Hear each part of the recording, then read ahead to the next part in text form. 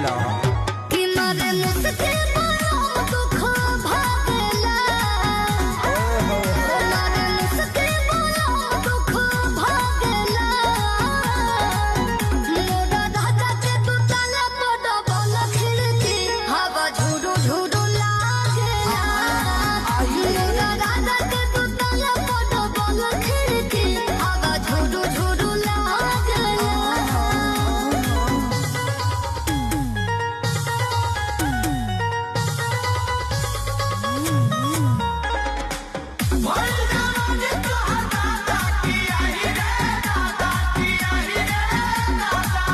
Lakshmi